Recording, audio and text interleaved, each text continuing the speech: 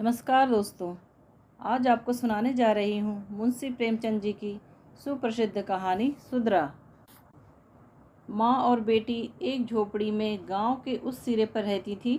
बेटी बाग से पत्तियां बटोर लाती, माँ भाड़ जोतती। यह उनकी जीविका थी। सेर दो सेर अनाज मिल जाता था, खाकर पड़ी रहती थी। माता विधवा थी, बेटी कुंवारी। घर में और कोई आदमी न था। माँ का नाम गंगा था, बेटी का गौरा। गंगा को कई साल से यह चिंता लगी हुई थी कि कहीं गौरा की सगाई हो जाए, लेकिन कहीं बात पक्की न होती थी। अपने पति के मर जाने के बाद गंगा ने कोई दूसरा घर न किया था, न कोई दूसरा धंधा ही करती थी। इससे लोगों को संदेह हो गया कि आखिर इसका गुजर कैसे होता है। और तो छाती फाड़ फाड़ कर काम करते हैं, फिर भी पेट भरने मैसियर नहीं होता। यह स्त्री कोई धंधा नहीं करती, फिर भी माँ बेटी आराम से रहती हैं, किसी के सामने हाथ नहीं फैलाती। इसमें कुछ न कुछ रहस्य अवश्य है। धीरे धीरे यह संदेह और भी दृढ़ हो गया और अब तक जीवित था। बिरादरी में कोई गौरा से सगाई करने पर राजी न होता था। शूद्रों की बिरादरी बहुत छोटी होती है, 10-5 कोस से अधिक उसका क्षेत्र नहीं होता। इसीलिए एक दूसरे के गुण दोष किसी से छिपे नहीं रहते, न उन पर पर्दा ही डाला जा सकता है। इस भ्रांति को शांत करने के लिए माँ ने बेटी के साथ कई तीर्थ यात्राएं की, उड़ीसा तक हो आई, लेकिन संदेह न मिटा। गौरा युवती थी, सुंदरी थी, पर उसे किसी ने कुएं पर या खेतों में हंसते बोलते नहीं देखा। उसकी निगाह कभी ऊपर उठती ही न थी। लेकिन ये बातें भी संदेह को और पुष्ट करती थी। अवश्य कोई न कोई रहस्य है। कोई युवती इतनी सती नहीं हो सकती। कुछ गुपचुप की बात अवश्य है। यूं ही दिन गुजरते जाते थे। बुढ़िया दिनों दिन चिंता से घुल रही थी। उधर सुंदरी की मुख छवि दिनों दिन निखरती जाती थी, कली खिलकर फूल हो रही थी। एक दिन एक परदेसी गांव से होकर निकला, 10-12 कोस से आ रहा था। नौकरी की खोज में कलकत्ता जा रहा था। रात हो गई। किसी कहार का घर पूछता हुआ गंगा के घर आया। गंगा ने उसका खूब आदर सत्कार किया। उसके लिए गेहूं का आटा लाई, घर से बर्तन निकाल कर दिए। कहार ने पकाया, खाया, लेटा, बातें होने लगी। सगाई की चर्चा छिड़ गई। कहार जवान था। गौरा पर निगाह पड़ी, उसके रंग ढंग देखे, उसकी सजल छवि आंखों में खूब रम गई। सगाई करने पर राजी हो गया। लौटकर घर चला गया। 2-4 गहने अपनी बहन के यहाँ से लाया। गांव के बजाज ने कपड़े उधार दे दिए। 2-4 भाई बंधों के साथ सगाई करने आ पहुँचा। सगाई हो गई, यहीं रहने लगा। गंगा बेटी और दामाद को आंखों से दूर न कर सकती थी, परंतु 10 ही 5 दिनों में मंगरू के कानों में इधर उधर की बातें पड़ने लगी। सिर्फ बिरादरी ही के नहीं, अन्य जाति वाले भी उसके कान भरने लगे। ये बातें सुन सुनकर मंगरू पछताता था कि नाहक यहाँ फंसा, पर गौरा को छोड़ने का ख्याल कर उसका दिल कांप उठता था। 1 महीने के बाद मंगरू अपनी बहन के गहने लौटाने गया। खाना खाने के समय उसका बहनोई उसके साथ भोजन करने न बैठा। मंगरू को कुछ संदेह हुआ। वह बहनोई से बोला, तुम क्यों नहीं आते? बहनोई ने कहा, तुम खा लो, मैं फिर खा लूँगा। मंगरू ने कहा, बात क्या है, तुम खाने क्यों नहीं उठते? बहनोई ने कहा, जब तक पंचायत ना होगी मैं तुम्हारे साथ कैसे खा सकता हूँ? तुम्हारे लिए बिरादरी भी न छोड़ दूँगा। किसी से पूछा ना गाछा, जाकर एक हरजाई से सगाई कर ली। मंगरू चौके पर से उठ आया, मिर्जई पहनी और ससुराल चला गया। बहन खड़ी रोती रह गई। उसी रात को वह किसी से कुछ कहे सुने बगैर गौरा को छोड़कर कहीं चला गया। गौरा नींद में मगन थी। उसे क्या खबर थी कि वह रत्न जो मैंने इतनी तपस्या के बाद पाया है, मुझे सदा के लिए छोड़े चला जा रहा है। 2.5 साल बीत गए, मंगरू का कुछ पता ना चला। कोई पत्र तक ना आया। पर गौरा बहुत प्रसन्न थी। वह मांग में सिंदूर डालती, रंग बिरंगे के कपड़े पहनती और अधरों पर मिस्सी के धड़े जमाती। मंगरू भजनों की एक पुरानी किताब छोड़ गया था। उसे कभी कभी पढ़ती और गाती। मंगरू ने उसे हिंदी सिखा दी थी। टटोल टटोल कर भजन पढ़ लेती थी। पहले वह अकेली बैठी रहती। गांव की और स्त्रियों के साथ बोलते चालते उसे शर्म आती थी। उसके पास वह वस्तु न थी जिस पर दूसरी स्त्रियां गर्व करती थी। सभी अपने अपने पति की चर्चा करती। गौरा का पति कहाँ था? वह किसकी बातें करती? अब उसके भी पति था। अब वह अन्य स्त्रियों के साथ इस विषय पर बातचीत करने की अधिकारिणी थी। वह भी मंगरू की चर्चा करती। मंगरू कितना स्नेहशील है, कितना सज्जन, कितना वीर। पति चर्चा से उसे कभी तृप्ति ही न होती थी। स्त्रियां पूछती, मंगरू तुम्हें छोड़कर क्यों चले गए? गौरा कहती, क्या करते, मर्द कभी ससुराल में पड़ा रहता है। देश परदेश में निकलकर 4 पैसे कमाना ही तो मर्दों का काम है। नहीं तो मान मर्यादा का निर्वाह कैसे हो? जब कोई पूछता चिट्ठी पत्री क्यों नहीं भेजते, तो हंसकर कहती, अपना पता ठिकाना बताने में डरते हैं, जानते हैं ना, गौरा आकर सिर पर सवार हो जाएगी। सच कहती हूँ, उनका पता ठिकाना मालूम हो जाए तो यहाँ मुझसे एक दिन भी न रहा जाए। वह बहुत अच्छा करते हैं कि मेरे पास चिट्ठी पत्री नहीं भेजते। बेचारे परदेश में कहाँ घर गृहस्थी संभालते फिरेंगे। एक दिन किसी सहेली ने कहा, हम न मानेंगे, तुझसे जरूर मंगरू का झगड़ा हो गया है, नहीं तो बिना कुछ कहे सुने क्यों चले जाते। गौरा ने हंसकर कहा, बहन, अपने देवता से भी कोई झगड़ा करता है? वह मेरे मालिक हैं, भला मैं उनसे झगड़ा करूंगी? जिस दिन झगड़े की नौबत आएगी कहीं डूब मरूंगी। मुझसे कहकर जाते तो मैं उनके पैरों से लिपट ना जाती। एक दिन कलकत्ते से एक आदमी आकर गंगा के घर ठहरा। पास ही के किसी गांव में अपना घर बताया। कलकत्ता में वह मंगरू के पड़ोस ही में रहता था। मंगरू ने उससे गौरा को अपने साथ लाने को कहा था। 2 साड़ियाँ और राह खर्च के लिए रुपये भी भेजे थे। गौरा फूली न समाई, बूढ़े ब्राह्मण के साथ चलने को तैयार हो गई। चलते वक्त वह गांव की सब औरतों से गले मिली। गंगा उसे स्टेशन तक पहुंचाने गई। सब कहते थे, बेचारी लड़की के भाग जाग गए, नहीं तो यहाँ कुड़ कुड़ कर मर जाती। रास्ते भर गौरा सोचती थी, ना जाने वह कैसे हो गए होंगे। अब तो मूछें अच्छी तरह निकल आई होंगी। परदेश में आदमी सुख से रहता है, देह भराई होगी, बाबू साहब हो गए होंगे। मैं पहले 2-3 दिन उनसे बोलूँगी नहीं, फिर पूछूँगी, तुम मुझे छोड़कर क्यों चले गए? अगर किसी ने मेरे बारे में कुछ बुरा भला कहा ही था तो तुमने उसका विश्वास क्यों कर लिया? तुम अपनी आँखों से न देखकर दूसरों के कहने पर क्यों गए? मैं भली हूँ या बुरी हूँ तो तुम्हारी। तुमने मुझे इतने दिनों रुलाया क्यों? तुम्हारे बारे में अगर इसी तरह कोई मुझसे कहता तो क्या मैं तुमको छोड़ देती? जब तुमने मेरी बाह पकड़ी तो तुम मेरे हो गए, फिर तुम में लाख ऐब हो मेरी बला से। चाहे तुम तुर्क ही क्यों ना हो जाओ, मैं तुम्हें छोड़ नहीं सकती। तुम क्यों छोड़कर भागे? क्या समझते थे भागना सहज है? आखिर झक मारकर बुलाया कि नहीं? कैसे न बुलाते, मैंने भी तो तुम्हारे ऊपर दया की कि चली आई, नहीं तो कह देती कि मैं ऐसी निर्दयी के पास नहीं जाती। तो तुम आप दौड़े आते। तप करने से देवता भी मिल जाते हैं, आकर सामने खड़े हो जाते हैं। तुम कैसे ना आते? वह बार बार उद्विग्न होकर बूढ़े ब्राह्मण से पूछती, अब कितनी दूर है? धरती के छोर पर रहते हैं क्या? और भी कितनी ही बातें वह पूछना चाहती थी, लेकिन संकोचवश न पूछ सकती थी। मन ही मन अनुमान करके अपने को संतुष्ट कर लेती थी। उनका मकान बड़ा सा होगा, शहर में लोग पक्के घरों में रहते हैं। जब उनका साहब इतना मानता है तो नौकर भी होगा। मैं नौकर को भगा दूंगी। मैं दिन भर पड़े पड़े क्या किया करूंगी? बीच बीच में उसे घर की याद भी आ जाती थी। बेचारी अम्मा रोती होगी।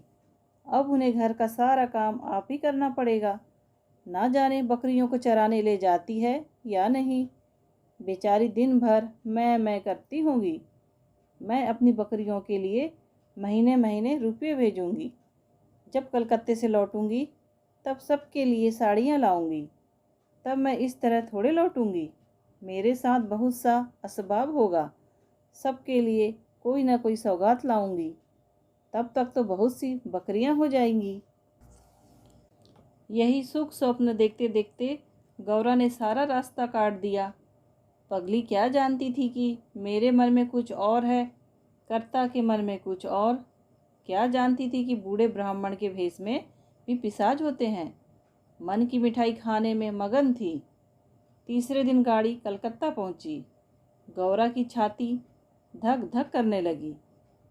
वह यहीं कहीं खड़े होंगे। अब आते ही यह सोचकर उसने घूंघट निकाल लिया और संभल कर बैठी, मगर मंगरू वहाँ न दिखाई दिया। बूढ़ा ब्राह्मण बोला, मंगरू तो यहाँ नहीं दिखाई देता। मैं चारों ओर छान आया, शायद किसी काम में लग गया होगा। आने की छुट्टी न मिली होगी। मालूम भी तो न था कि हम लोग किस गाड़ी से आ रहे हैं। उनकी राह क्यों देखें। चलो डेरे पर चलें। दोनों तांगे पर बैठकर चले।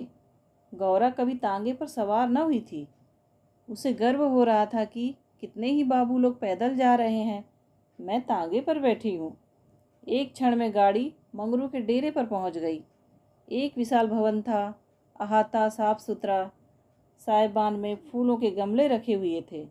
ऊपर चढ़ने लगी। विस्मय, आनंद और आशा से उसे अपनी सुधि ही न थी।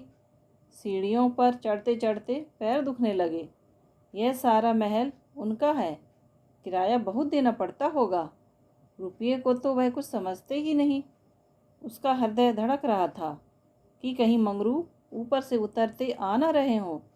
सीढ़ी पर भेंट हो गई तो मैं क्या करूँगी। भगवान करे वह पड़े सोते हों, तब मैं जगाऊं और वह मुझे देखकर ही हड़बड़ाकर उठ बैठें। आखिर सीढ़ियों का अंत हुआ।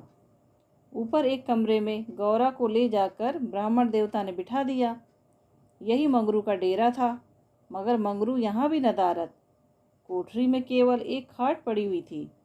एक किनारे 2-4 बर्तन रखे हुए थे। यही उनकी कोठरी है। तो मकान किसी दूसरे का है। उन्होंने एक कोठरी किराए पर ली होगी। देखती हूँ चूल्हा ठंडा पड़ा हुआ है। मालूम होता है रात को बाजार में पूरियाँ खाकर सो रहे होंगे। यही उनके सोने की खाट है। एक किनारे घड़ा रखा हुआ था। गौरा का मारे प्यास से तालू सूख रहा था। घड़े से पानी उड़ेल कर पिया। एक किनारे एक झाड़ू रखा था। गौरा रास्ते की थकी थी, पर प्रेमोल्लास में थकान कहाँ। उसने कोठरी में झाड़ू लगाया, बर्तनों को धो धाकर एक जगह रखा। कोठरी की एक एक वस्तु, यहाँ तक कि उसके फर्श और दीवारों में उसे आत्मीयता की झलक दिखाई देती थी। उसके घर में भी, जहाँ उसने अपने जीवन के 25 वर्ष काटे थे, उसे अधिकार का ऐसा गौरवयुक्त आनंद न प्राप्त हुआ था। मगर उस कोठरी में बैठे बैठे उसे संध्या हो गई और मंगरू का अभी तक कहीं पता नहीं। अब छुट्टी मिली होगी। सांझ को सब जगह छुट्टी होती है। अब वह आ रहे होंगे, मगर बूढ़े बाबा ने उनसे कह तो दिया ही होगा। क्या वह अपने साहब से थोड़ी देर की छुट्टी ना ले सकते थे। कोई बात होगी तभी तो नहीं आए। अंधेरा हो गया। कोठरी में दीपक न था। गौरा द्वार पर खड़ी पति की बाट देख रही थी। जीने पर बहुत से आदमियों के उतरने चढ़ने से आहट मिलती थी। बार बार गौरा को मालूम होता था कि वह आ रहे हैं, पर इधर कोई न आता था। 9 बजे बूढ़े बाबा आए। गौरा ने समझा मंगरू है। झपट कर कोठरी के बाहर निकल आई। देखा तो ब्राह्मण। गौरा ने पूछा, वह कहाँ रह गए। बूढ़े ने कहा, उनकी तो यहाँ से बदली हो गई। दफ्तर में गया था तो मालूम हुआ कि वह कल अपने साहब के साथ यहाँ से कोई 8 दिन की राह पर चले गए। उन्होंने साहब से बहुत हाथ पैर जोड़े कि मुझे 10 दिन की मोहलत दे दीजिए, लेकिन साहब ने एक ना मानी। मंगरू यहाँ लोगों से कह गए हैं कि घर के लोग आए तो मेरे पास भेज देना। अपना पता दे गए हैं। कल मैं तुम्हें यहाँ से जहाज़ पर बैठा दूंगा। उस जहाज़ पर हमारे देश के और भी बहुत से आदमी होंगे। इसीलिए मार्ग में कोई कष्ट न होगा। गौरा ने पूछा, कै दिन में जहाज पहुँचेगा? बूढ़े ने कहा, 8-10 दिन से कम न लगेंगे। घबराने की कोई बात नहीं, तुम्हें किसी बात की तकलीफ न होगी। अब तक गौरा को अपने गांव लौटने की आशा थी। कभी कभी वह अपने पति को वहां अवश्य खींच ले जाएगी, लेकिन जहाज पर बैठकर उसे ऐसा मालूम हुआ कि अब फिर माता को न देखूंगी, फिर गांव के दर्शन न होंगे। देश से सदा के लिए नाता टूट रहा है। वह देर तक घाट पर खड़ी रोती रही। जहाज और समुद्र देखकर उसे भय हो रहा था। हृदय दहल जाता था। शाम को जहाज खुला। उस समय गौरा का हृदय एक अक्षय भय से चंचल हो उठा। थोड़ी देर के लिए नैराश्य ने उस पर अपना आंतक जमा लिया। ना जाने किस देश जा रही हूँ, उनसे वहाँ भेंट होगी भी या नहीं, उन्हें कहाँ खोजती फिरूंगी, कोई पता ठिकाना भी तो नहीं मालूम। बार बार पछताती थी कि एक दिन पहले क्यों न चली आई। कलकत्ता में भेंट हो जाती तो मैं उन्हें वहाँ कभी न जाने देती। जहाज पर और भी कितने ही मुसाफिर थे, कुछ स्त्रियां भी थी। उनमें बराबर गाली गलौज होती रहती थी। इसलिए गौरा को उनसे बातें करने की इच्छा न होती थी। केवल एक स्त्री उदास दिखाई देती थी। रंग ढंग से वह किसी भले घर की स्त्री मालूम होती थी। गौरा ने उनसे पूछा, तुम कहाँ जाती हो बहन? उस स्त्री की बड़ी बड़ी आंखें सजल हो गई। फिर बोली, कहाँ बताऊं बहन, कहाँ जा रही हूँ? जहाँ भाग्य मिल जाता है वहीं जा रही हूँ। तुम कहाँ जाती हो? गौरा ने कहा, मैं तो अपने मालिक के पास जा रही हूँ। जहाँ यह जहाज रुकेगा वह वही नौकर है। मैं कल आ जाती तो उनसे कलकत्ता में ही भेंट हो जाती। आने में देर हो गई। क्या जानती थी कि वह इतनी दूर चले जाएंगे, नहीं तो क्यों देर करती। स्त्री बोली, अरे बहन, कहीं तुम्हें भी तो कोई बहका कर नहीं लाया है? तुम घर से किसके साथ आई हो? गौरा ने कहा, मेरे आदमी ने कलकत्ता से आदमी भेजकर मुझे बुलाया था। स्त्री बोली, वह आदमी तुम्हारी जान पहचान का था? गौरा ने कहा, नहीं, उसी तरफ का एक बूढ़ा ब्राह्मण था। स्त्री बोली, वही लंबा सा दुबला पतला लक लक बूढ़ा जिसकी एक आंख में फूली पड़ी हुई है? गौरा ने कहा, हाँ हाँ वही। क्या तुम उसे जानती हो? स्त्री बोली, उसी दुष्ट ने तो मेरा भी सर्वनाश किया। ईश्वर करे उसकी सातों पुश्तें नरक भोगें, उसका निर्वंश हो जाए, कोई पानी देने वाला भी न रहे, कौड़ी होकर मरे। मैं अपना वृतांत सुनाऊं तो तुम समझोगी कि झूठ है, किसी को विश्वास न आएगा। क्या कहूँ, बस यही समझ लो कि इसके कारण मैं न घर की रह गई न घाट की। किसी को मुंह नहीं दिखा सकती, मगर जान तो बड़ी प्यारी होती है। मिरीज के देश जा रही हूँ कि वहीं मेहनत मजदूरी करके जीवन के दिन काटूं। गौरा के प्राण नहों में समा गए। मालूम हुआ जहाज अथाह जल में डूबा जा रहा है। समझ गई कि बूढ़े ब्राह्मण ने दगा की। अपने गांव में सुना करती थी, गरीब लोग मिर्च में भर्ती होने के लिए जाया करते हैं, मगर जो वहां जाता है वह फिर नहीं लौटता। हाँ भगवान, तुमने मुझे किस पाप का दंड दिया? गौरा ने कहा, यह सब क्यों लोगों को इस तरह छलकर मिर्च भेजते हैं? स्त्री बोली, रुपये के लोभ से, और किस लिए? सुनती हूँ आदमी पीछे इन सभी को कुछ रुपये मिलते हैं। गौरा, तो बहन वहाँ हमें क्या करना पड़ेगा? स्त्री, मजूरी। गौरा सोचने लगी, अब क्या करूं? वह आशा नौका जिस पर बैठी हुई वह चली जा रही थी टूट गई थी, और समुद्र की लहरों के सिवा उसकी रक्षा करने वाला कोई न था। जिस आधार पर उसने अपना जीवन भवन बनाया था वह जलमग्न हो गया। अब उसके लिए जल के सिवा और कहाँ आश्रय है? उसको अपनी माता की, अपने घर की, अपने गांव की, सहेलियों की याद आई और ऐसी घोर मर्म वेदना होने लगी मानो कोई सर्प अंत स्थल में बैठा हुआ बार बार डस रहा हो। भगवान, अगर मुझे यही यातना देनी थी तो तुमने मुझे जन्म ही क्यों दिया था? तुम्हें दुखिया पर दया नहीं आती? जो पिसे हुए हैं उन्हीं को पीसते हो। गौरा करुण स्वर में बोली। तो अब क्या करना होगा बहन? स्त्री, यह तो वहाँ पहुँचकर मालूम होगा। अगर मजूरी ही करनी पड़े तो कोई बात नहीं, लेकिन अगर किसी ने कुदृष्टि से देखा तो मैंने निश्चय कर लिया है कि या तो उसी के प्राण ले लूँगी या अपने प्राण दे दूँगी। यह कहते कहते उसे अपना वृत्तांत सुनाने की वह उत्कृष्ट इच्छा हुई जो दुखियों को हुआ करती थी। फिर गौरा से बोली, मैं बड़े घर की बेटी और उससे भी बड़े घर की बहू हूँ, पर अभागिनी विवाह के तीसरे ही साल पतिदेव का देहांत हो गया। चित्त की कुछ ऐसी दशा हो गई कि नित्य मालूम होता कि वह मुझे बुला रहे हैं। पहले तो आंख झपकते ही उनकी मूर्ति सामने आ जाती थी, लेकिन फिर तो यह दशा हो गई कि जागृत दशा में भी रह रहकर उनके दर्शन होने लगे। बस यही जान पड़ता था कि वह साक्षात खड़े बुला रहे हैं। किसी से शर्म के मारे कहती न थी, पर मन में यह शंका होती थी कि जब उनका देहावसान हो गया तो वह मुझे दिखाई कैसे देते हैं।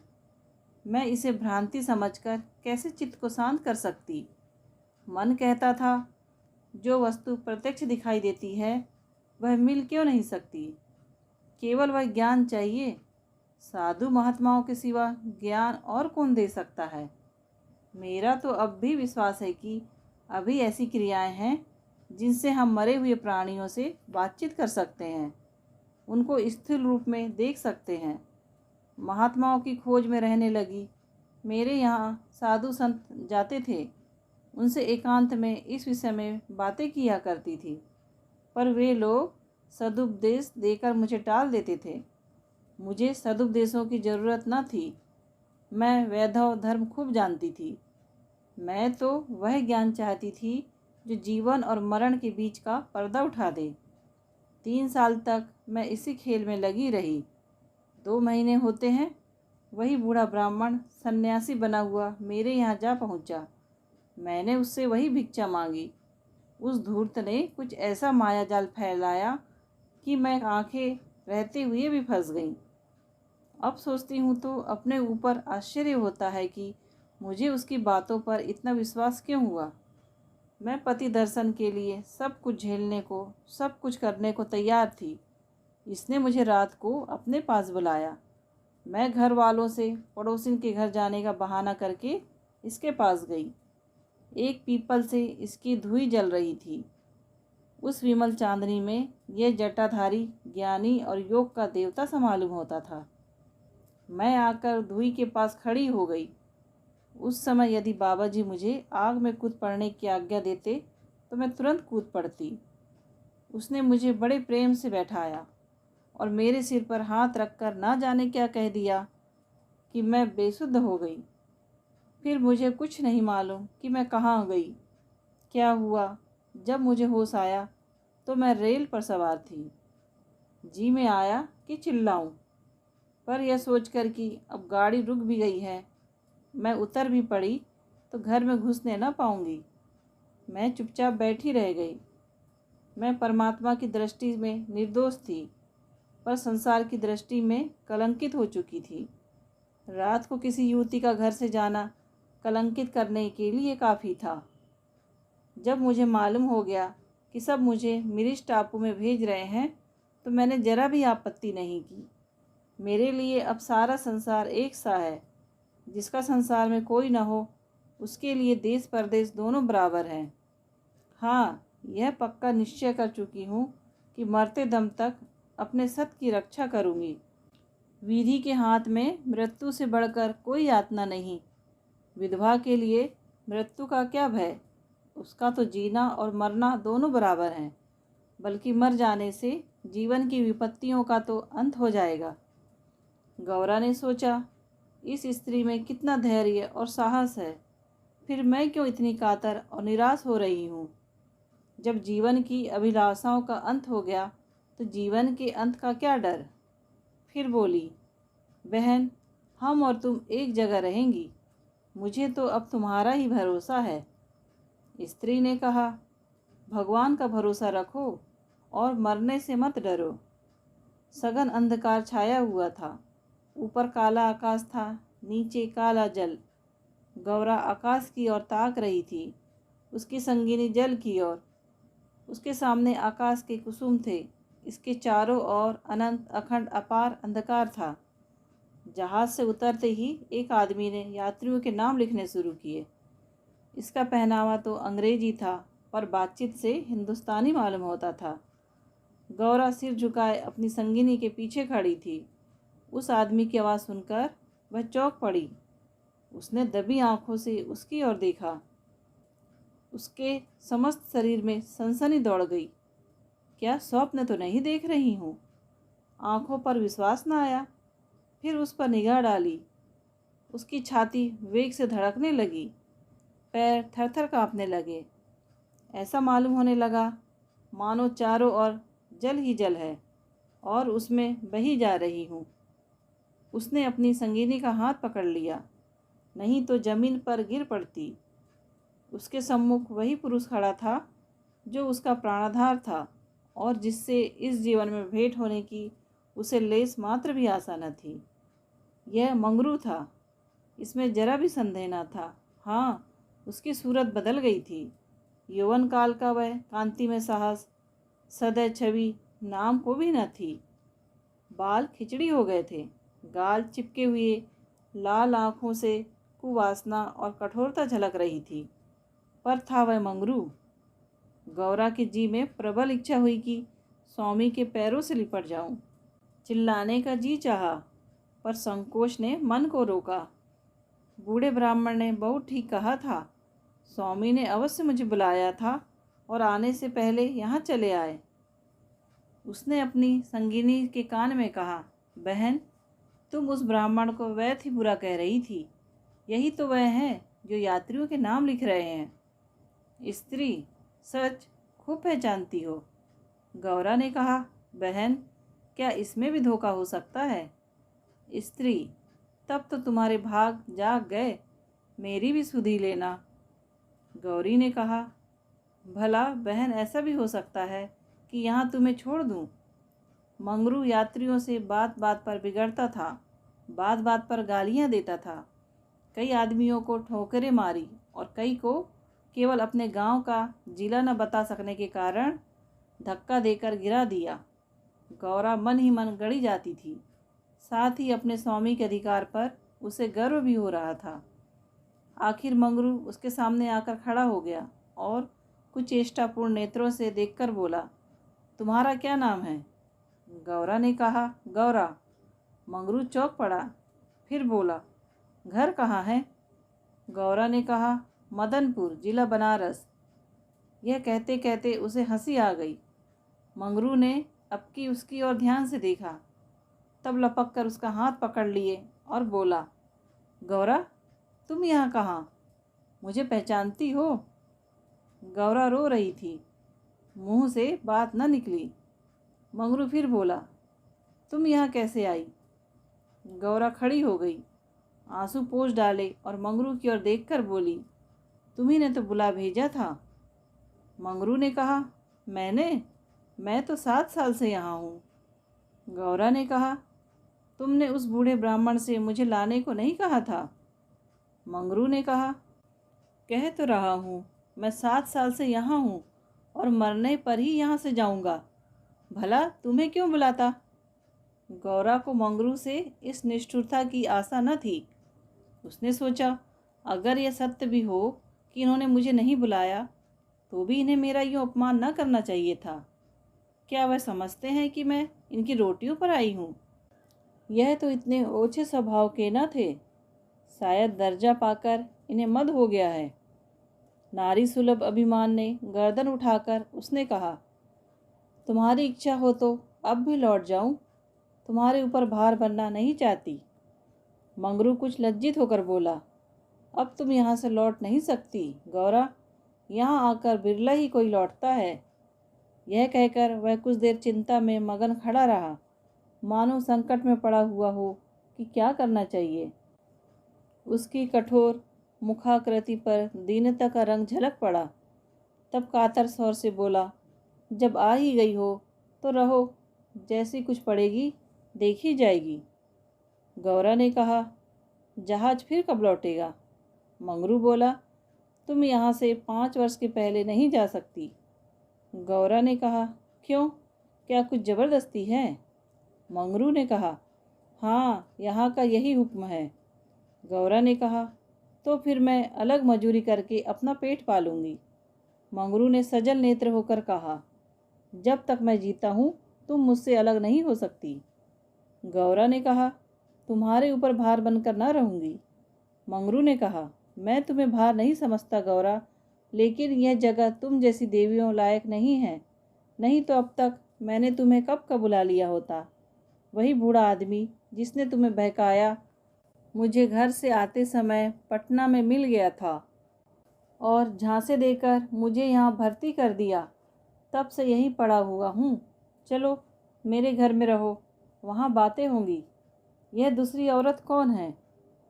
गौरा ने कहा, यह मेरी सखी है, इन्हें भी बूढ़ा बहका कर लाया है। मंगरू ने कहा, यह तो किसी कोठी में जाएंगी। इन सब आदमियों की बाँट होगी। जिसके हिस्से में जितने आदमी आएंगे उतने हर एक कोठी में भेजे जाएंगे। गौरा ने कहा, यह तो मेरे साथ रहना चाहती है। मंगरू ने कहा, अच्छी बात है, इन्हें भी लेती चलो।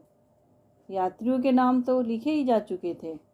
मंगरू ने उन्हें एक चपरासी को सौंपकर दोनों औरतों के साथ घर की राह ली। दोनों ओर सघन वृक्षों की कतारें थीं। जहाँ तक निगाह जाती थी ऊख ही ऊख दिखाई देती थी। समुद्र की ओर से शीतल निर्मल वायु के झोंके आ रहे थे। अत्यंत दुर्लभ दृश्य था, पर मंगरू की निगाह उस ओर न थी।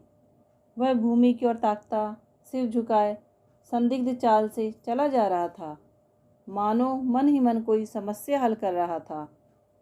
थोड़ी ही दूर गए थे कि सामने से 2 आदमी आते हुए दिखाई दिए। समीप आकर दोनों रुक गए और एक ने हंसकर कहा, मंगरू, इनमें से एक हमारी है। दूसरा बोला, और दूसरी मेरी। मंगरू का चेहरा तमतमा उठा था। भीषण क्रोध से कांपता हुआ बोला, यह दोनों मेरे घर की औरतें हैं, समझ गए? इन दोनों ने जोर से कह कहा मारा और एक ने गौरा के समीप आकर उसका हाथ पकड़ने की चेष्टा करके कहा, यह तो मेरी है, चाहे तुम्हारे घर की हो चाहे बाहर की। बच्चा, हमें चकमा देते हो? मंगरू ने कहा, कासिम, इन्हें मत छेड़ो, नहीं तो अच्छा ना होगा। मैंने कह दिया, मेरे घर की औरतें हैं। मंगरू की आंखों से अग्नि की ज्वाला सी निकल रही थी। दोनों उसके मुख का भाव देखकर कुछ सहम गए और समझ लेने की धमकी देकर आगे बढ़े, किंतु मंगरू के अधिकार क्षेत्र से बाहर पहुंचते ही एक ने पीछे से ललकार कर कहा, देखें कहाँ लेके जाते हो? मंगरू ने उधर ध्यान नहीं दिया, जरा कदम बढ़ाकर चलने लगा। जैसे संध्या के एकांत में हम कब्रिस्तान के पास से गुजरते हैं, हमें पग पग यह शंका होती है कि कोई शब्द कान में न पड़ जाए, कोई सामने आकर खड़ा न हो जाए, कोई जमीन के नीचे से कफन ओढ़े उठ न खड़ा हो। गौरा ने कहा, ये दोनों बड़े सोहदे थे। मंगरू ने कहा, और मैं किस लिए कह रहा था कि यह जगह तुम जैसी स्त्रियों के रहने लायक नहीं है। सहसा दाहिनी तरफ से एक अंग्रेज घोड़ा दौड़ाता हुआ आ पहुंचा और मंगरू से बोला, पहल जमादार, ये दोनों औरतें हमारी कोठी में रहेगा, हमारी कोठी में कोई औरत नहीं है। मंगरू ने दोनों औरतों को अपने पीछे कर लिया और सामने खड़ा होकर बोला, साहब, ये दोनों हमारे घर की औरतें हैं। साहब ने कहा, ओहो, तुम झूठा आदमी, हमारी कोठी में कोई औरत नहीं और तुम 2 ले जाएगा? ऐसा नहीं हो सकता। गौरा की ओर इशारा करके इसको हमारी कोठी पर पहुंचा दो। मंगरू ने सिर से पैर तक कांपते हुए कहा, ऐसा नहीं हो सकता। मगर साहब आगे बढ़ गया था, उसके कान में बात न पहुंची। उसने हुक्म दे दिया था और उसकी तामील करना जमादार का काम था। शेष मार्ग निर्विघ्न समाप्त हुआ। आगे मजूरों के रहने के मिट्टी के घर थे। द्वारों पर स्त्री पुरुष जहाँ तहाँ बैठे हुए थे। सभी इन दोनों स्त्रियों की ओर घूरते थे और आपस में इशारे करते हंसते थे। गौरा ने देखा, उनमें छोटे बड़े का लिहाज नहीं है, न किसी की आंखों में शर्म है। एक बदेसल औरत ने हाथ पर चिलम पीते हुए अपनी पड़ोसिन से कहा, 4 दिन की चांदनी फिर अंधेरी रात। दूसरी अपनी चोटी गुत्ती हुई बोली, कलोर है ना। मंगरू दिन भर द्वार पर बैठा रहा, मानो कोई किसान अपने मटर के खेत की रखवाली कर रहा हो। कोठरी में दोनों स्त्रियां बैठी अपने नसीबों को रो रही थी। इतनी देर में दोनों को यहाँ की दशा का परिचय कराया गया था। दोनों भूखी प्यासी बैठी थी। यहाँ का रंग देखकर भूख प्यास सब भाग गई थी। रात के 10 बजे होंगे कि एक सिपाही ने आकर मंगरू से कहा, चलो तुम्हें जंट साहब बुला रहे हैं।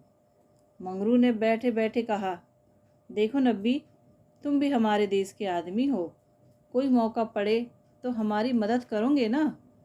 जाकर साहब से कह दो मंगरू कहीं गया है, बहुत होगा जुर्माना भर देंगे। नब्बी ने कहा, ना भैया, गुस्से से भरा बैठा है, पिए हुए है, कहीं मार चले तो बस, चमड़ा इतना मजबूत नहीं है। मंगरू ने कहा, अच्छा तो जाकर कह दो नहीं आता। नब्बी ने कहा, मुझे क्या, जाकर कह दूंगा, पर तुम्हारी खैरियत नहीं है। मंगरू ने जरा देर सोचकर लकड़ी उठाई और नब्बी के साथ साहब के बंगले पर चला गया। यह वही साहब थे जिनसे आज मंगरू की भेंट हुई थी। मंगरू जानता था कि साहब से बिगाड़ करके यहाँ एक क्षण भी निर्वाह नहीं हो सकता। जाकर साहब के सामने खड़ा हो गया। साहब ने दूर से ही डांटा, वह औरत कहाँ है? तुमने उसे अपने घर में क्यों रखा है? मंगरू ने कहा, हुजूर, वह मेरी ब्याहता औरत है। साहब ने कहा, अच्छा, वह दूसरी कौन है? मंगरू ने कहा, वह मेरी सगी बहन है हुजूर। साहब ने कहा, हम कुछ नहीं जानता, तुमको लाना पड़ेगा 2 में से कोई। मंगरू पैरों पर गिर पड़ा और रो रो कर अपनी सारी राम कहानी सुना गया, पर साहब जरा भी न पसीजे। अंत में मंगरू ने कहा, हुजूर, वह दूसरी औरतों की तरह नहीं है, अगर यहाँ आ भी गई तो प्राण दे देगी। साहब हंसकर बोला, ओ, जान देना इतना आसान नहीं है। नब्बी ने कहा, मंगरू, अपनी दांव रोते क्यों हो? तुम हमारे घर नहीं घुसे थे? अब भी जब घात पाते हो जा पहुँचते हो, अब क्यों रोते हो?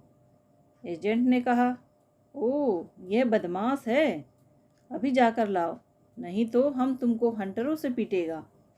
मंगरू ने कहा, हुजूर, जितना चाहे पीट ले, मगर मुझसे यह काम करने को ना कहें जो मैं जीते जी नहीं कर सकता। एजेंट, हम 100 हंटर मारेगा। मंगरू ने कहा, हुजूर, 1000 हंटर मारे ले, लेकिन मेरे घर की औरतों से न बोले। एजेंट नशे में चूर था। हंटर लेकर मंगरू पर पिल पड़ा और लगा सड़ासड़ जमाने। 10-12 कोड़े मंगरू ने धैर्य के साथ सहे, फिर हाय हाय करने लगा। देह की खाल फट गई थी और मांस का एक चाबुक पड़ता था तो बहुत जब्त करने पर भी कंठ से आर्त ध्वनि निकल आती थी। और 100 में कुल 15 चाबुक पड़े थे। रात के 10 बज गए थे। चारों ओर सन्नाटा छाया हुआ था और उस नीरव अंधकार में मंगरू का करुण विलाप किसी पक्षी की भांति आकाश में मंडरा रहा था। वृक्षों के समूह भी हद बुद्धि से खड़े मौन रोदन की मूर्ति बने हुए थे। यह पाषाण हृदय, लंपट, विवेक शून्य जमादार इस समय एक अपरिचित स्त्री के सतीत्व की रक्षा करने के लिए अपने प्राण तक देने को तैयार था, केवल इस नाते कि यह उसकी पत्नी की संगिनी थी। वह समस्त संसार की नज़रों में गिरना गवारा कर सकता था, पर अपनी पत्नी की भक्ति पर अखंड राज्य करना चाहता था। इसमें अणु मात्र की कमी भी उसके लिए असहन थी। उस अलौकिक भक्ति के सामने उसके जीवन का क्या मूल्य था?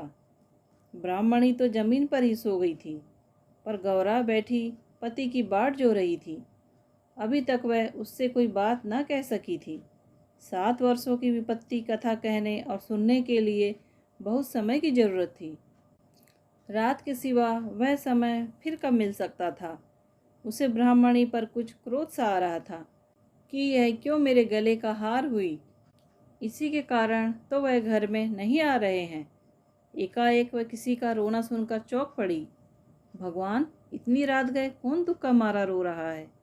अवश्य कोई कहीं मर गया है। वह उठकर द्वार पर आई और यह अनुमान करके कि मंगरू यहाँ बैठा हुआ है, बोली, वह कौन रो रहा है, जरा देखें तो। लेकिन जब कोई जवाब न मिला तो वह स्वयं कान लगाकर सुनने लगी। सहसा उसका कलेजा धक से हो गया। तो यह उन्हीं की आवाज़ है। अब आवाज़ साफ सुनाई दे रही थी। मंगरू की आवाज़ थी। वह द्वार के बाहर निकल आई। उसके सामने एक गोली के टप्पे पर एजेंट का बंगला था।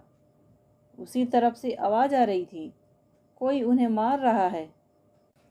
आदमी मार पड़ने ही पर इस तरह रोता है। मालूम होता है वही साहब उन्हें मार रहा है। वह वहाँ खड़ी न रह सकी, पूरी सख्ती से उस बंगले की ओर दौड़ी। रास्ता साफ था। एक क्षण में वह फाटक पर पहुंच गई। फाटक बंद था। उसने जोर से फाटक पर धक्का दिया, लेकिन वह फाटक न खुला और कई बार जोर जोर से पुकारने पर भी कोई बाहर न निकला। तो वह फाटक के जंगलों पर पैर रखकर भीतर कूद पड़ी और उस पार जाते ही उसने एक रोमांचकारी दृश्य देखा। मंगरू नंगे बदन बरामदे में खड़ा था और एक अंग्रेज उसे हंटरों से मार रहा था। गौरा की आंखों के सामने अंधेरा छा गया। वह एक छलांग में साहब के सामने खड़ी हो गई और मंगरू को अपने अक्षय प्रेम सबल हाथों से ढांककर बोली, सरकार, दया करो। इनके बदले मुझे जितना चाहो मार लो, पर इनको छोड़ दो। एजेंट ने हाथ रोक लिया और उन्मत्त की भांति गौरा की ओर कई कदम आकर बोला, हम इसको छोड़ दें तो तुम मेरे पास रहेगा? मंगरू के नथुने फड़कने लगे। यह पामर नीच अंग्रेज मेरी पत्नी से इस तरह की बातें कर रहा है। अब तक वह जिस अमूल्य रत्न की रक्षा के लिए इतनी यातनाएं सह रहा था, वही वस्तु साहब के हाथ में चली जा रही है। यह असहन था। उसने चाहा कि लपक कर साहब की गर्दन पर चढ़ बैठूं। जो कुछ होना है हो जाए। यह अपमान सहने के बाद जीकर ही क्या करूँगा। लेकिन नबी ने उसे तुरंत पकड़ लिया और कई आदमियों को बुलाकर उसके हाथ पांव बांध दिए। मंगरू भूमि पर छटपटाने लगा। गौरा रोती हुई साहब के पैरों पर गिर पड़ी और बोली, हुजूर, इन्हें छोड़ दें, मुझ पर दया करें। एजेंट ने कहा, तुम हमारे पास रहेगा। गौरा ने खून का घूंट पीकर कहा, हाँ, रहूंगी। बाहर मंगरू बरामदे में पड़ा करार रहा था। उसकी देह में सूजन थी और घावों में जलन। सारे अंग जकड़ गए थे। हिलने की भी शक्ति न थी। हवा घावों में सर के समान चुभती थी। लेकिन यह वह था, वह सह सकता था। असहन यह था कि साहब गौरा के साथ इसी घर में विहार कर रहा है और मैं कुछ नहीं कर सकता। उसे अपनी पीड़ा भूल सी गई थी। कान लगाए सुन रहा था कि उनकी बातों की भनक कान में पड़ जाए तो देखूं क्या बातें हो रही हैं। गौरा अवश्य चिल्लाकर भागेगी और साहब उसके पीछे दौड़ेगा। अगर मुझसे उठा जाता तो उस वक्त बच्चा को खोद कर गाड़ ही देता। लेकिन बड़ी देर हो गई। ना तो गौरा चिल्लाई, न बंगले से निकल कर भागी। वह उस सजे सजाए कमरे में साहब के साथ बैठी सोच रही थी, क्या इसमें तनिक भी दया नहीं है? मंगरू का पीड़ा क्रदन सुन सुनकर उसके हृदय के टुकड़े हुए जाते थे। क्या इसके अपने भाई बंद माँ बाप नहीं है? माता यहाँ होती तो उसे इतना अत्याचार न करने देती। मेरी अम्मा लड़कों पर कितना बिगड़ती थी। जब वह किसी को पेड़ पर ढेले चलाते देखती थी, पेड़ में भी प्राण होते हैं। क्या इसकी माता इसे एक आदमी के प्राण लेते देखकर भी इसे मना न करती? साहब शराब पी रहा था और गौरा गोश्त काटने का छुरा हाथ में लिए खेल रही थी। सहसा गौरा की निगाह एक चित्र की ओर गई। उसमें एक माता बैठी हुई थी। गौरा ने पूछा, साहब यह किसकी तस्वीर है? साहब ने शराब की गिलास मेज पर रखकर कहा, ओह, वह हमारे खुदा की माँ मरियम है। गौरा ने कहा, बड़ी अच्छी तस्वीर है। क्यों साहब, तुम्हारी माँ जीती है ना? साहब ने कहा, वह मर गया। जब हम यहाँ आया तो वह बीमार हो गया, हम उसको देख भी नहीं सका। साहब के मुखमंडल पर करुणा की झलक दिखाई दी। गौरा ने कहा, तब तो उन्हें बड़ा दुख हुआ होगा। तुम्हें अपनी माता का प्यार नहीं था? वह रो रो कर मर गई और तुम देखने भी ना गए, तभी तुम्हारा दिल कड़ा है। साहब ने कहा, नहीं नहीं, हम अपनी माता को बहुत चाहता था। वैसी औरत दुनिया में ना होगी। हमारा बाप हमको बहुत छोटा सा छोड़कर मर गया था। माता ने कोयले की खान में मजूरी करके हमको पाला। गौरा ने कहा, तब तो वह देवी थी। इतनी गरीबी का दुख सहकर भी तुम्हें दूसरे पर तरस नहीं आता? क्या वह दया की देवी तुम्हारी बेदर्दी देखकर दुखी ना होती होगी? उनकी कोई तस्वीर तुम्हारे पास है? साहब ने कहा, ओह, हमारे पास उनके कई फ़ोटो हैं। देखो, वह उन्हीं की तस्वीर है, वह दीवार पर। गौरा ने समीप जाकर तस्वीर देखी और करुण स्वर में बोली, सचमुच देवी थी। जान पड़ता है दया की देवी है। वह तुम्हें कभी मारती थी कि नहीं? मैं तो जानती हूँ वह कभी किसी पर न बिगड़ती रही होगी। बिल्कुल दया की मूर्ति है। साहब ने कहा, ओह, मामा हमको कभी नहीं मारता था। वह बहुत गरीब था, पर अपनी कमाई में कुछ न कुछ जरूर खैरात करता था। किसी बेबाप के बालक को देखकर उसकी आंखों में आंसू भर आता था। वह बहुत ही दयावान था। गौरा ने तिरस्कार के स्वर में कहा, और उसी देवी के पुत्र होकर तुम इतने निर्दयी हो। क्या वह होती तो तुम्हें किसी को इस तरह हत्यारों की भांति मारने देती? वह सुरग में रो रही होगी। सुरग नरक तो तुम्हारे यहाँ भी होगा। एक देवी के पुत्र कैसे हो गए? गौरा को ये बातें कहते हुए जरा भी भय न होता था। उसने अपने मन में एक दृढ़ संकल्प कर लिया था और अब उसे किसी प्रकार का भय न था। जान से हाथ धो लेने का निश्चय कर लेने के बाद भय की छाया भी नहीं रह जाती। किंतु वह हृदय शून्य अंग्रेज इन तिरस्कारों पर आग हो जाने के बदले और भी नरम होता जाता था। गौरा मानवीय भावों से कितनी ही अनभिज्ञ हो, पर इतना जानती थी कि अपनी जननी के लिए प्रत्येक हृदय में, चाहे वह साधु का हो या कसाई का, आदर और प्रेम का एक कोना सुरक्षित रहता है। ऐसा भी कोई अभागा प्राणी है जिसे मात्र स्नेह की स्मृति थोड़ी देर के लिए रुला न देती हो, उसके हृदय के कोमल भाव को जगा न देती हो। साहब की आंखें डबडबा गई थी। सिर झुकाए बैठा रहा। गौरा ने फिर उसी ध्वनि में कहा, तुमने उनकी सारी तपस्या धूल में मिला दी। जिस देवी ने मर मर कर तुम्हारा पालन किया, उसी को मरने के बाद तुम इतना कष्ट दे रहे हो। क्या इसीलिए माता अपने पुत्र को अपना रक्त पिला पिला कर पालती है? अगर वह बोल सकती तो क्या चुप बैठी रहती? तुम्हारे हाथ पकड़ सकती तो ना पकड़ती? मैं तो समझती हूँ वह जीती होती तो इस वक्त विष खाकर मर जाती। साहब अब जब्त न कर सके। नशे में क्रोध की भांति ग्लानि का वेग सहज ही में उठ आता है। दोनों हाथों से मुंह छिपाकर साहब ने रोना शुरू किया और इतना रोया कि हिचकी बंद गई। माता के चित्र के सम्मुख जाकर वह कुछ देर तक खड़ा रहा, मानो माता से क्षमा मांग रहा हो।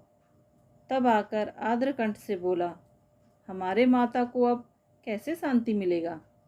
हाय हाय, हमारे सबब से उसको स्वर्ग में भी सुख नहीं मिला। हम कितना भागा है। गौरा ने कहा, अभी ज़रा देर में तुम्हारा मत बदल जाएगा और तुम फिर दूसरों पर अत्याचार करने लगोगे। साहब ने कहा, नहीं नहीं, अब हम मम्मा को कभी दुख नहीं देगा। हम अभी मंगरू को अस्पताल भेजता है। रात ही को मंगरू अस्पताल पहुंचा दिया गया। एजेंट खुद उसको पहुंचाने आया। गौरा भी उसके साथ थी। मंगरू को जवर हो आया था, बेहोश पड़ा हुआ था। मंगरू ने 3 दिन तक आंखें न खोली और गौरा तीनों दिन उसके पास बैठी रही, एक क्षण के लिए भी वहाँ से न हटी। एजेंट भी कई बार हालचाल पूछने आ जाता और हर मर्तबा गौरा से क्षमा मांगता। चौथे दिन मंगरू ने आंखें खोली तो देखा कि गौरा सामने बैठी हुई है। गौरा उसे आंखें खोलते देखकर पास आ खड़ी हुई और बोली, अब कैसा जी है? मंगरू ने कहा, तुम यहाँ कब आई? गौरा ने कहा, मैं तो तुम्हारे साथ ही यहाँ आ गई थी, तब से यहीं हूँ। मंगरू ने कहा, साहब के बंगले में क्या जगह नहीं है? गौरा ने कहा, अगर बंगले की चाह होती तो 7 समुद्र पार तुम्हारे पास क्यों आती? मंगरू ने कहा, आकर कौन सा सुख दे दिया है? तुम्हें यही करना था तो मुझे मर क्यों न जाने दिया? गौरा ने झुंझला कर कहा, तुम इस तरह की बातें मुझसे न करो, ऐसी बातों से मेरी देह में आग लग जाती है। मंगरू ने मुंह फेर लिया, मानो उसे गौरा की बात पर विश्वास नहीं आया। दिन भर गौरा मंगरू के पास बेदाना पानी खड़ी रही। गौरा ने कई बार उसे बुलाया, लेकिन वह चुप्पी साधे रह गया। यह संदेहयुक्त निरादर कोमल हृदय गौरा के लिए असहन था। जिस पुरुष को वह देवतुल्य समझती थी, उसके प्रेम से वंचित होकर वह कैसे जीवित रह सकती थी? यही प्रेम उसके जीवन का आधार था। उसे खोकर अब वह अपना सर्वस्व खो चुकी थी। आधी रात से अधिक बीत चुकी थी। मंगरू बेखबर सोया हुआ था। शायद वह कोई स्वप्न देख रहा था। गौरा ने उसके चरणों पर सिर रखा और अस्पताल से निकली। मंगरू ने उसका परित्याग कर दिया था। वह भी उसका परित्याग करने जा रही थी। अस्पताल की पूर्व दिशा में एक फलांग पर एक छोटी सी नदी बहती थी। गौरा उसके कगार पर खड़ी हो गई। अभी कई दिन पहले वह अपने गांव में आराम से पड़ी हुई थी। उसे क्या मालूम था कि जो वस्तु इतनी मुश्किल से मिल सकती है, वह इतनी आसानी से खोई भी जा सकती है।